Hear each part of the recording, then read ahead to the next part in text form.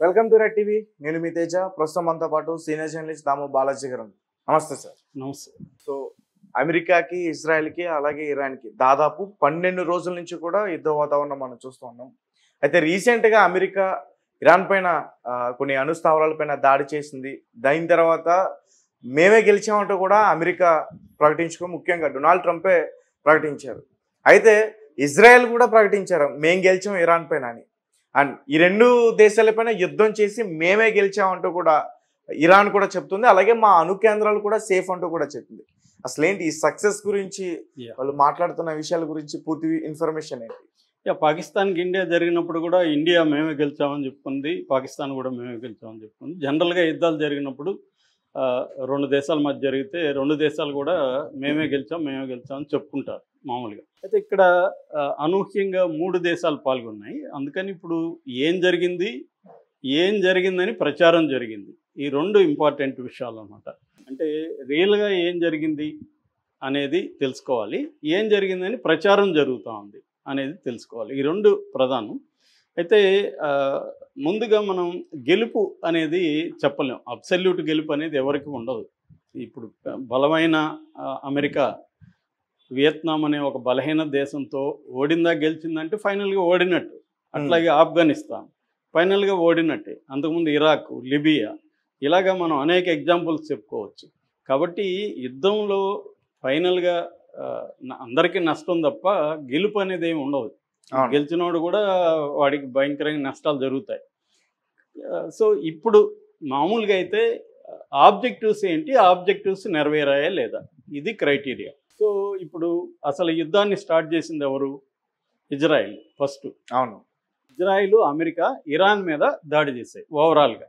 So అంటే 2 కూడా nuclear states. America second highest nuclear war heads ఉన్నది అమెరికా దగ్గర. ఫస్ట్ ఉండేది రష్యా దగ్గర. రష్యా దగ్గర 6000 న్యూక్లియర్ హెడ్స్ ఉంటే అమెరికా దగ్గర ఒక 5200 ఆ స్థాయిలో ఉన్నాయి. అంటే సెకండ్ హైయెస్ట్ న్యూక్లియర్ వెపన్స్ ఉన్న అమెరికా. అట్లాగే ఇజ్రాయెల్ దగ్గర కూడా ఒక 200 న్యూక్లియర్ హెడ్స్ ఉన్నాయని చెప్తున్నారు, 200 పైనే. సో 2 న్యూక్లియర్ వెపన్స్ ఉన్న దేశాలు న్యూక్లియర్ వెపన్ లేని ఇరాన్ మీదకి దాడి చేశాయి, క్లియర్గా చెప్పాలంటే. సో నిజానికి ఇరాన్ ఏమన్నా న్యూక్లియర్ వెపన్స్ ఉన్నాయని ఎప్పుడని చెప్పిందా? పోనీ ఇంటర్నేషనల్ ఆటమిక్ ఎనర్జీ ఏజెన్సీ వాళ్ళు ఏమన్నా చెప్పారా? పోనీ అమెరికన్ ఇంటెలిజెన్స్ ఏజెన్సీ ఏమన్నా ధృవీకరించిందా? ఏమీ జరగలేదు. పైగా చర్చలు జరుగుతున్నాయి. ఒమన్లో 5 రోజులు కాదు, 5 సార్లు చర్చలు జరిగాయి. ఎవరికి? స్టీవ్ విట్కాఫ్కి, అబ్బాస్ అరాక్చి అంటే Iranian foreign minister, defence minister, foreign minister, right. Steve Witkoff ఏమో అమెరికా ప్రతినిధి. సో వీళ్ళిద్దరి మధ్య 5 దఫాలు చర్చలు జరిగినాయి. 6వ దఫా జూన్ 15 ఉంది. 13వ తేదీ వీళ్ళు అటాక్ చేశారు, ఇజ్రాయిల్. సో ఇజ్రాయిల్ ఎందుకు చేసింది? ఇజ్రాయిల్ అటాక్ ఇప్పుడు శాంతి చర్చలు కావాలంటున్నారు, ఆల్రెడీ వీళ్ళు చేస్తున్నారు. చేస్తే ఎందుకు చేసింది? ఒక పక్క చర్చలు జరుగుతున్నాయి, ఒక పక్క కావాలనే ఇది చేసింది. ఎందుకు చేసింది? ఇక్కడ 2 ఉంటాయి. తాము ఏమి చెప్తారు అంటే తాము ఏమనుకుంటున్నారు, ఏమనుకోవాలని ప్రజలు అనుకుంటున్నారు. ఇది 2 విషయాలు ఉంటాయన్నమాట ఎప్పుడైనా. సో అది ఏం చెప్తుంది? ముందుగా ఇజ్రాయెల్ ఆబ్జెక్టివ్స్ అంటే డిక్లేర్డ్ ఆబ్జెక్టివ్స్ ఏంటి? ఇజ్రాయెల్ చెప్పేది ఏంటంటే వాళ్ళ దగ్గర 2 వారాల్లో ఈ న్యూక్లియర్ వెపన్ని తయారు చేయడానికి సరిపోయే యురేనియం నిల్వలు దాదాపు 400 కిలోలు యురేనియం నిల్వలు ఉన్నాయి. అది 60% ప్యూరిటీ దాటేసింది. 60 వరకు రావడం చాలా కష్టం. 60 వచ్చినాక 90%కి వెళ్ళిపోవడం 2 వారాల్లో అయిపోతుంది. సో వాళ్ళు అనుకుంటే 2 వారాల్లో న్యూక్లియర్ వెపన్ అయిపోతుంది. కాబట్టి ఆ యురేనియం నిల్వల్ని మేము ధ్వంసం చేస్తామని యుద్ధం ప్రకటించింది. కానీ ఆ పని చేయకుండా వీళ్ళ మిలిటరీ ఆఫీసులను చంపింది, వీళ్ళ ఇంటెలిజెన్స్ అధికారులను చంపింది, వీళ్ళ అణుశాస్త్రవేత్తలను చంపింది, వీళ్ళ టెహరాన్ మీద ప్రజల ఇండ్ల మీద బాంబులు వేసింది. ఈవెన్ అణుశాస్త్రవేత్తలు వీళ్ళందరినీ చంపినప్పుడు కూడా ప్రజలు చనిపోయారు. ఎందుకంటే వాళ్ళు ఎక్కడో సపరేట్గా గుహల్లో దాక్కోలే, వాళ్ళు కూడా అపార్ట్మెంట్లలోనే ఉంటున్నారు. సో ఒక సైనిక అధికారి ఒక అపార్ట్మెంట్లో ఉంటే అతన్ని చంపడం కోసం 60-70 మందిని చంపారు వాళ్ళు. సో ఆ రకంగా ప్రజల్ని విపరీతంగా, సామాన్య అమాయక ప్రజల్ని, ముఖ్యంగా స్త్రీలని, పిల్లల్ని ఇజ్రాయెల్ ఫస్ట్ 12 అవర్స్లో పెద్ద ఎత్తున చంపింది. అట్లాగే అణుస్థావరాల మీద కూడా దాడి చేసింది. అట్లాగే మిగతా వీళ్ళ డిఫెన్స్, మిగతా మిలిటరీ బేసెస్ వీటి మీద కూడా ఇజ్రాయెల్ దాడి చేసింది. ఇది ఇరాన్ ఊహించలేదు. ఎందుకు ఊహించలేదు? చర్చలకు వెళ్తున్నాం, మన మీద ఇప్పుడు ఎందుకు దాడి చేస్తారో అనుకున్నారు. వీళ్ళని ఏమార్చి ట్రంప్ అండ్ ఇజ్రాయెల్, ట్రంప్ అనుమతి లేకుండా ఇజ్రాయెల్ దాడి చేయదు. ఇదంతా ట్రంప్ ఇజ్రాయెల్ కలిసి ఆడిన డ్రామా. అంటే మేము చర్చలు చేస్తున్న డ్రామా ఆడతాము, నువ్వు అటాక్ చేయని. సో అలాగే అటాక్ చేశారు. సో దాని ఆబ్జెక్టివ్ ఏమని చెప్తుందంటే యురేనియం నిల్వల్ని నేను ధ్వంసం చేయడానికి అటాక్ చేశానని చెప్తుంది. మరోపక్క వాళ్ళ ఫోర్దో అనే ఒక అతిపెద్ద యురేనియం సైట్ ఉంది. ఫోర్దోలో మేము అటాక్ చేయలేము, అమెరికా రావాలంటుంది. మరి అమెరికా నువ్వు అటాక్ చేయలేనప్పుడు నువ్వు ఎందుకు వచ్చావు? యుద్ధం ఎందుకు ప్రకటించావు? So that is the number 1 question. దాని తర్వాత బెంజమిన్ నెతన్యాహు ఏం ప్రకటించాడంటే రిజీమ్ చేంజ్ అన్నాడు. అంటే రాజ్యంలో గవర్నమెంట్ని మార్చేస్తాం. అంటే ఎవరిని చంపేసి, ఖొమైనీ చంపేసి కొత్త ప్రభుత్వాన్ని తీసుకొస్తామని మళ్ళీ ప్రకటించారు. ఎవడు? Benjamin Netanyahu. సో వాళ్ళ ఆబ్జెక్టివ్స్ 2 ఇక్కడ. ఒకటి యురేనియం నిల్వలను నాశనం చేయడం, 2 ప్రభుత్వాన్ని మార్చడం. సో ఈ 2 జరిగాయా? యుద్ధం జరిగినాక 12 రోజుల తర్వాత ఈ 2 జరిగాయా? జరగలేదుగా. 2 జరగలే. ఎందుకు జరగలేదంటే వీళ్ళ వల్ల కాదు. ఫస్ట్ ఆఫ్ ఆల్ ఈ ఫోర్దోలో అటాక్ చేయలేరు. దానికి బంకర్ బస్టర్ బాంబు కావాలి. అవును. GBU-57 దాన్ని క్యారీ చేయడానికి B-2 బాంబర్ కావాలి, స్టెల్త్ ఎయిర్ క్రాఫ్ట్ కావాలి. ఈ 2 వీళ్ళ దగ్గర లేవు. ప్రపంచంలోనే ఒక అమెరికా దగ్గరే ఉన్నాయి. కాబట్టి అమెరికాని అడిగింది ఇజ్రాయెల్, నువ్వు దాడి చేయండి. అమెరికా దాడి చేసింది. అమెరికా కూడా ఏమార్చి దాడి చేసింది. 2 వీక్స్ టైం ఇచ్చాడా ట్రంప్? అదంతా కూడా ముందే డ్రామా అనమాట. నేను 2 వీక్స్ టైం ఇస్తాను, కానీ ముందే అటాక్ చేస్తానని డ్రామా. అటాక్ చేశారు. అటాక్ చేసి ట్రంప్ ఏం చెప్పాడు? కంప్లీట్గా నాశనం చేసేసామని చెప్పాడు. నిన్న లీక్ అయింది, అర్లీ మార్నింగ్ లీక్ అయింది ఒకటి. అదేంటంటే డిఫెన్స్ ఇంటెలిజెన్స్ వాళ్ళు, అమెరికాన్ డిఫెన్స్ ఇంటెలిజెన్స్ వాళ్ళు ఒక రిపోర్ట్ ఇచ్చారు. పెంటగాన్. అదే పెంటగాన్ అంటే డిఫెన్స్ హెడ్ క్వార్టర్ పేరు పెంటగాన్. ఓకే. ఆ టౌన్ పేరు పెంటగాన్. అక్కడ హెడ్ క్వార్టర్ ఉండదు కాబట్టి పెంటగాన్ అని పిలుస్తారు. ఈ డిఫెన్స్ ఇంటెలిజెన్స్ నెట్వర్క్ ఉంటుంది. వాళ్ళకి మిలిటరీ ఇంటెలిజెన్స్ ఉంటుంది. ప్రతి దేశంలో కూడా మిలిటరీ ఇంటెలిజెన్స్ సపరేట్గా ఉంటుంది. సో అలాగా వాళ్ళ అమెరికన్ మిలిటరీ ఇంటెలిజెన్స్ వాళ్ళకి ఒక రిపోర్ట్ ఇచ్చింది. ఆ రిపోర్ట్ లీక్ వాళ్ళే చేస్తుంటారు, ఇంకెవరు చేస్తారు? న్యూయార్క్ టైమ్స్లోను, సిఎన్ఎన్లోను వీటిలన్నిట్లో బిగినింగ్ వచ్చేసింది. ఆ రిపోర్ట్ ఏం చెప్తుందంటే అసలు నిల్వలను మనం ఏం ధ్వంసం చేయలేదు, మెయిన్ నిల్వలు ఉన్నాయి అక్కడే అని చెప్తుంది. సో నిల్వల్ని ధ్వంసం చేసినట్టు ఎవరో కూడా చెప్పాలి. ఒకవేళ ధ్వంసం చేసినా మళ్ళీ వీళ్ళు తయారు చేసుకోగలరు ఇరాన్, ఎందుకంటే ఇరాన్ దగ్గర అటువంటి ఫెసిలిటీస్ ఉన్నాయి. కాబట్టి యుద్ధం ద్వారా యురేనియం నిల్వల్ని ధ్వంసం చేయడం అనే ఒక ఆబ్జెక్టు నెరవేరలేదు. ఇటు అమెరికాకి ఇటు ఇజ్రాయెల్కి నెరవేరలేదు. నెరవేరకపోగా ఇజ్రాయెల్కి నష్టం ఎక్కువ జరిగింది. ఇజ్రాయెల్కి ఏ రకమైన నష్టం? హ్యుమానిటేరియన్ లాస్ అంటారు, అంటే హ్యూమన్ లాస్. ప్రాణాలు 50 మందికి పైన చనిపోయారు, ఇంకా ఎక్కువ మంది అంటున్నారు, చెప్పట్లేదు అంటున్నారు. ఏదన్నా 50 మందికి పైన చనిపోయినారు, ఒక 1000 మందికి పైన ఇదయ్యారు. తర్వాత ఎకనామిక్ లాస్, ఇండ్లు, తర్వాత హాస్పిటల్స్, మిలిటరీ బేసెస్లు. వెయిజ్ మ్యాన్ అని 1934 నుంచి ఒక రీసెర్చ్ ఇన్స్టిట్యూట్ ఉంది. అది టాప్ 5లో ఉంటుంది ప్రపంచంలోనే. ఆ రీసెర్చ్ ఇన్స్టిట్యూట్ కంప్లీట్గా ధ్వంసం అయిపోయింది. ఓకే. అక్కడ మిలిటరీ ఇంటెలిజెన్స్కి సంబంధించి, సైబర్ నెట్వర్క్ సంబంధించి, తర్వాత బయోలాజికల్ రీసెర్చ్, జెనెటికల్ రీసెర్చ్, రకరకాల రీసెర్చ్లు అక్కడ జరుగుతున్నాయి. అక్కడ వాటికి సంబంధించిన డేటా ఉంది, వాటి స్పెసిమెన్ ఉన్నాయి. అవన్నీ ఎప్పుడెప్పటి నుంచో దశాబ్దాలుగా కలెక్ట్ చేసినవన్నీ ఒక రోజులో ఇరాన్ దెబ్బకొట్టేసింది. అట్లా వాళ్ళ హైపా పోర్ట్ని దెబ్బతీసింది, వాళ్ళ రోడ్స్ దెబ్బతిన్నాయి. సో దీనంతా కాస్ట్ లెక్కేస్తే ఈ 12 రోజులకు గాను దాదాపు $60 బిలియన్ ఇజ్రాయెల్కి ఖర్చు అని చెప్తున్నారు. ఆల్రెడీ ఒక $67 బిలియన్ 20 నెలల్లో గాజా మీద పోరాటానికి అది జరిగింది. సో వాళ్ళ ఎకనామీ దారుణంగా దెబ్బతినింది. 20,000 మంది ప్రజలు ఇన్సూరెన్స్కి అప్లై చేసుకున్నారంటే అర్థం చేసుకోవచ్చు. అంటే వాళ్ళ ఇండ్లు, వాళ్ళ ప్రాపర్టీలు, వాళ్ళ కార్లు అన్నీ ధ్వంసం అయితే కదా 20,000 మంది అప్లై చేస్తారు ఇజ్రాయిల్లో. సో ఆ ప్రజల్లో కూడా ఒక రకమైన వ్యతిరేకత కొంతమందిలో వచ్చింది. ఇప్పటికీ పోలింగ్ పెడితే 83% వారు ప్రోగానే ఇజ్రాయిల్లో చేశారు. ఎందుకంటే ఇజ్రాయిల్లో ఒక హేట్రెడ్ని పుట్టినప్పటి నుంచి వాళ్ళకి తయారు చేస్తారు. పాలస్తీనా అరబ్బుల పట్ల, ముస్లింల పట్ల హేట్రెడ్ని పుట్టినప్పటి నుంచి వాళ్ళకి తయారు చేస్తారన్నమాట. అందువల్ల వ్యతిరేకత ఉంది. కానీ మెల్లగా ప్రజల్లో కూడా వాళ్ళ మీద కూడా వ్యతిరేకత వచ్చింది. ఎందుకంటే వాళ్ళు ఎవరు ఊహించలే ఇరాన్ ఇలా దెబ్బతీస్తుందని. ఇరాన్ని ఫస్ట్ 12 గంటల కొట్టగలిగారు. ఇరాన్ రివర్స్ అయ్యి ఒక 600 మిసైల్స్ ఈ 12 రోజులు కలిపి అరౌండ్ 600 మిసైల్స్ కొట్టింది. వీళ్ళ వల్ల కాలే. డిఫెన్స్ వాళ్ళకి 3 రకాల డిఫెన్స్ ఉంటుంది. ఆరో 3 and David sling and iron dome. ఈ 3 కూడా పనిచేయడం మానేశాయి. ఎందుకంటే వీళ్ళు విపరీతంగా ఒకసారి వదిలినప్పుడు దేన్ని కొట్టాలా వాళ్ళకే కన్ఫ్యూజన్. సో వీళ్ళు ఏంటంటే రకరకాల టాక్టిక్స్ ప్రయోగించారు. ఫస్ట్లో పాత మిసైల్స్ వేశారు పనికిరానివి.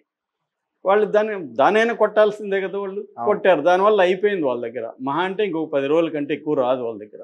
వీళ్ళ దగ్గర ఏమో 3000 పైన మిసైల్స్ ఉన్నాయని చెప్తున్నారు. కొంతమంది 30,000 కూడా ఉన్నాయని చెప్తున్నారు ఇరాన్ దగ్గర. సో వాళ్ళ దగ్గర అయిపోయింది. అమెరికా ఇవ్వాల్సిందే, అమెరికా ఇవ్వట్లేదు. సో దీనివల్ల ఒకసారి అయిపోయిందంటే వీళ్ళు ఒక 100 వేస్తే కూడా చాలు ఆ దేశం మీద. ఎందుకంటే పవర్ఫుల్ మిసైల్స్ ఉన్నాయి ఇరాన్ దగ్గర. అందుకని ఇజ్రాయెలే ఇప్పుడు కాళ్ళు పట్టుకునే పరిస్థితి. ఒక యుద్ధం ఆపటరు బాబు అని, లేకపోతే ఇరాన్ ధ్వంసం చేసే పరిస్థితి. అంటే నిన్న జరిగిన ఈ కాల్పుల విరామణ ఏదైతే వచ్చిందో అది ఇజ్రాయెలే ట్రంప్ని ఒత్తిడి చేసి కాల్పుల విరామణ చేయకపోతే మేము వస్తామని చెప్పి. ఎందుకంటే ఎకనామిక్ గాను ఆ తర్వాత వాళ్ళకి పరువు పోయింది. గాజా ఇంతకుముందు గాజా చర్చలో ఉండేది కాదు. ఈ యుద్ధం వల్ల ఇప్పుడు గాజాలో వీళ్ళ అరాచకాలు ఏంటనేది ఆ వీడియోలంతా బయటకు వచ్చాయి. సో ప్రజల్లో వ్యతిరేకత వచ్చింది. ఈ 20 నెలల్లో 60,000 కంపెనీలు క్లోజ్ చేశారు ఇజ్రాయిల్లో. పెట్టుబడులు దారుణంగా పడిపోయినాయి. తర్వాత వాళ్ళ ఫైనాన్స్ అంతా కూడా డబ్బులు చేయాల్సి వచ్చింది. ఏది డిఫెన్స్ బడ్జెట్, సోషల్ ఎక్స్పెండిచర్ పడిపోయింది. సో ఖచ్చితంగా రెండోది ఏంటంటే సైన్యంలో కొత్త వాళ్ళు చేరట్లేదు.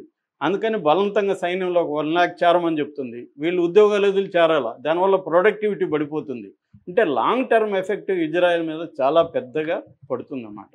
రెండోది ఇజ్రాయెల్ ఏదో ఇంతకుముందు మా భాషలో చెప్పాలంటే పెద్ద పుడింగ్ అనుకుంటున్నారు. అదంతా ఒత్తదే. ఇరాన్ కానీ గట్టిగా అనుకుంటే ఇజ్రాయెల్ లేపేయగలదు అన్న ఒక ఫీలింగ్ అయితే జనంలో అందరికి కూడా వచ్చేసింది. ఇజ్రాయెల్ ఏమంత తురుము కాదు. అమెరికా నుంచి ఒక 70%, తర్వాత నాటో దేశాలు యూకే, ఇటలీ, ఫ్రాన్స్ నుంచి ఇంకొక 30% డిఫెన్స్ వస్తుంది కాబట్టి వాళ్ళు చేస్తున్నారు తప్ప సపోర్ట్ ఉంది కాబట్టి లేకపోతే లేదు. ఇరాన్కి ఏ సపోర్ట్ లేదు. చైనా ఏదో కొద్దిగా హెల్ప్ చేస్తుంది అంతే. ఇరాన్ సొంతంగా ఫైట్ చేస్తుంది. సో కాబట్టి ఇరాన్ లాంటి ఒక పెద్ద దేశాన్ని, ఇరాన్ రఫ్గా చెప్పాలంటే ఉక్రెయిన్తో పోలిస్తే 3 రెట్లు పెద్దది ఇరాన్ భూభాగం. చుట్టూ కొండలు ఉంటాయి, మధ్యలో 2 ఎడారులు ఉంటాయి.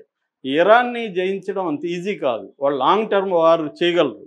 రెండోది సో అన్ని రకాలుగా ఇరాన్ దగ్గర భంగపాటు ఇజ్రాయెల్కి జరిగింది. ప్రజల్లో ప్రపంచ ప్రజానీకంలో ఇజ్రాయెల్ ఒక దోషిగా నిలబడింది. అంటే నువ్వు అనవసరంగా యుద్ధానికి గెలికావు, నీదే తప్పు అన్న ఇదైంది. ఈవెన్ ట్రంప్ కూడా ఇజ్రాయెల్ మీద చాలా తీవ్రమైన ఆగ్రహాన్ని నిన్న వ్యక్తం చేశారు. అవును, మీడియా ముఖంగానే. నేను I'm not happy with either Iran also అన్నాడు. కానీ 2 సార్లు ఐఎమ్ నాట్ హ్యాపీ ఇజ్రాయెల్ అన్నాడు. మళ్ళీ ఒకసారి సీరియస్గా నువ్వు ఎందుకు ఆపట్లేదు ఆపన్నాడు. ఈవెన్ నెతన్యాహు ఫోన్ చేసినప్పుడు కూడా సీరియస్ వార్నింగ్ ఇచ్చారు ట్రంప్ అని చెప్తున్నారు. సో ట్రంప్ కూడా కోపం వచ్చింది. యాక్చువల్గా ఏంటంటే ఇజ్రాయెల్ చెప్పని ఆబ్జెక్టివ్ ఏంటంటే ఇజ్రాయెల్కి ఇరాన్ బాంబు ఉంటేనే మంచిది. ఇజ్రాయెల్కి న్యూక్లియర్ బాంబు ఉంటేనే ఇజ్రాయెల్కి మంచిది. ఎందుకు? న్యూక్లియర్ బాంబు ఉంటే ఆంక్షలు ఉంటాయి, అమెరికా ఆంక్షలు ఉంటాయి, ఇరాన్ ఒంటరిది అయిపోతుంది. అందువల్ల ఇరాన్ బలపడడం ఇజ్రాయెల్కి ఇష్టం లేదు. ఇప్పుడు అణుబాంబు లేదనుకో అమెరికా ఆంక్షల్ని తీసేస్తే ఇరాన్ బలపడుతుంది. ఇరాన్ బలపడడం ఇజ్రాయెల్కి ఇష్టం లేదు. అట్లాగే సౌదీ అరేబియాకి కూడా ఇష్టం లేదు. సో వీళ్ళిద్దరు కూడా ఏదో ఒక రకంగా ఇరాన్కి అమెరికాకి గొడవ పెట్టి యుద్ధం చేయించి ఆంక్షలు పెట్టి ఇరాన్ని వీకన్ చేయాలి అనేది అసలు లక్ష్యం. ఆ లక్ష్యం నెరవేరలే. రివర్స్లో చూస్తే ఇరాన్లో రిజిమ్ పడిపోకపోగా ఇరాన్లో ప్రభుత్వ వ్యతిరేకత ఉన్నదంతా కూడా తగ్గిపోయింది. అందరూ ఒకటైపోయారు, గట్టిగా ఫైట్ చేయగలిగారు. ఇరాన్కి అసలు ఇరాన్ యుద్ధం స్టార్ట్ చేయలేదు. ఇరాన్ లక్ష్యాలు ఏంటి? తమ్ము తాము కాపాడుకోవడం, లాంగ్ టర్మ్లో నిలబడడం, తర్వాత నెక్స్ట్ టైం యుద్ధానికి రాకుండా సాహసం చేయకుండా ఎవడు చూసుకోవడం. అందుకని ఎప్పుడూ లేనంతగా అమెరికన్ బేసెస్ మీద కూడా ఇరాన్ అటాక్ చేయగలిగింది. మామూలుగా అమెరికా వాడిని మనం ఒక అమెరికా మనిషిని నువ్వు ఇక్కడ బంధించు, నీ మీదకి వచ్చేస్తారు, 5 నిమిషాల్లో నేను పట్టుకోగలరు అమెరికా వాళ్ళు. మన ఆఫీస్కి 5 నిమిషాల్లో రాగలరు.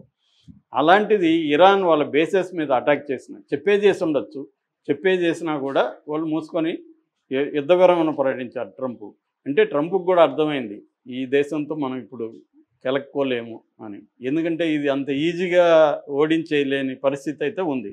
రెండోది ట్రంప్ గవర్నమెంట్లోనే ట్రంప్ను సపోర్ట్ చేసే మగా మూమెంట్ అంటారు, మేకింగ్ అమెరికా గ్రేట్ అగైన్.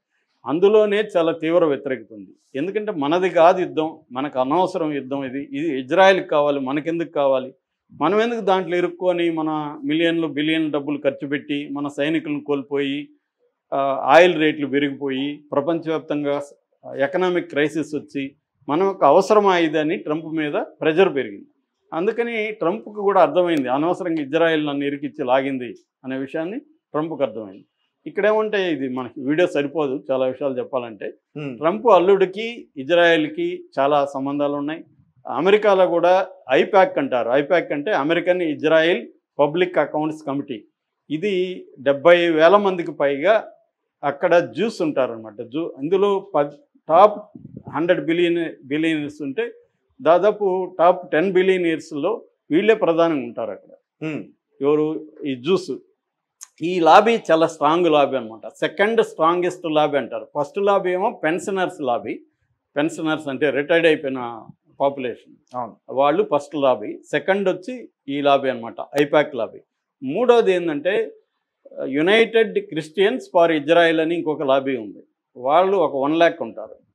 వాళ్ళు కూడా ఇజ్రాయెల్కి పురోగా ఉంటారు. ఈ 3 రకాల లాబీలు అమెరికా ప్రెసిడెంట్ ఎవరున్నా అతని మీద ప్రెజర్ తెస్తుంటాయి.